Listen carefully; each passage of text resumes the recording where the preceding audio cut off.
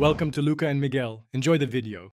In this video, I will explain how to make tiramisu glaze. First, let's gather our ingredients. You'll need about 1 cup of powdered sugar, 2 to 3 tablespoons of strong, cooled coffee, and 1 tablespoon of unsweetened cocoa powder. For an extra touch, consider adding a half teaspoon of vanilla extract or a splash of coffee liqueur. Having everything ready makes the process smooth and enjoyable. Now let's get mixing. Start by sifting 1 cup of powdered sugar into a bowl to prevent lumps. Then, add 1 tablespoon of unsweetened cocoa powder. Gradually pour in the cooled coffee, starting with 2 tablespoons. Whisk continuously until the mixture is smooth and well combined. This careful approach ensures a silky, lump-free glaze for your dessert. Achieving the perfect consistency is key.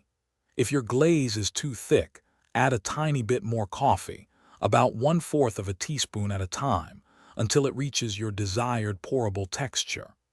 Conversely, if it's too thin, gradually whisk in a small amount of extra powdered sugar.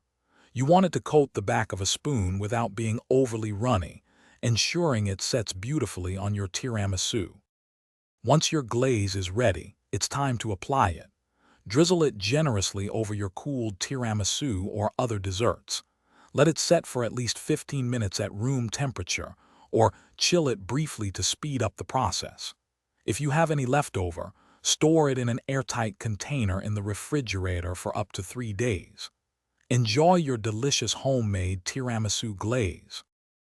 Thanks for watching and please subscribe. It's the best investment you'll ever make.